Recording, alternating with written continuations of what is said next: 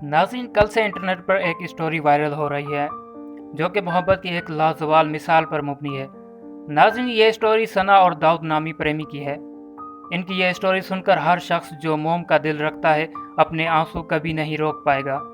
दाऊद और सना की मुलाकात किसी एक तकरीब में होती है। वहाँ से इनके दरमियान एक ना ख़त्म होने वाली लाजवाल मोहब्बत का आगाज़ होता है।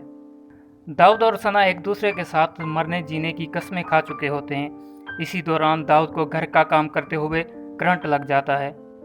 दाऊद अब जिंदगी और मौत की कश्मकश में होता है।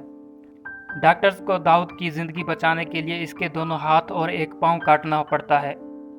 सना की जिंदगी का सबसे कठिन सफ़र अब शुरू हो जाता है। नाज़रीन, सना पर उसके वालिद का दबाव होता है कि वो दाऊद को छोड़कर कहीं और घर बसा ले, लेकिन सना ने दाऊद के साथ किए हुए वादों को कभी नज़रअंदाज नहीं कर सकती थी। इसी वजह से सना ने दाऊद के साथ शादी कर ली, अपने घर वालों की मर्जी के खिलाफ।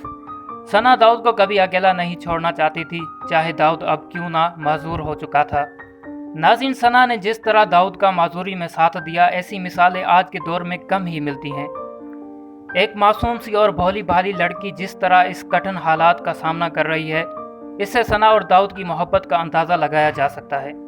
लेकिन सना को इस बात का दुख है कि उसके घर वालों ने इनके इस फैसले लेने पर उसे तन्हा छोड़ दिया। नाज़रीन, सना का कहना है कि अगर दाऊद की जगह मैं होती तो क्या तब भी मेरे घर वाले मुझे इसे तन्हा छोड़ देते। नाज़रीन, ये एक ऐसा सवाल है जो हर शख्स के दिल को छू कर चला गया।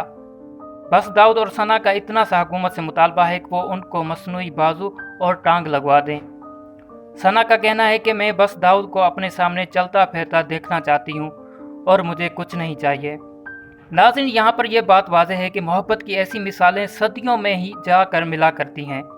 सच्चा महबूब तो वो है जो आपके दुख और सुख में बराबर का शरीक हो, जो मुश्किल हालात में आपका हाथ छोड़कर ना चला जाए, जो बस ज़िंदगी की कठिन और मुश्किल राहों में आपकी उंगली पकड़कर आपको कहीं दूर सुखों की वादी में लेकर चला जाए। मेरे अल्लाह पाक से दुआ है कि अल्लाह सना और दाऊद की मुश्किलें आसान फरमाए, इन सच्ची मोहब्बत करने वाले मियाँ बीवी पर अपना करम फरमाए।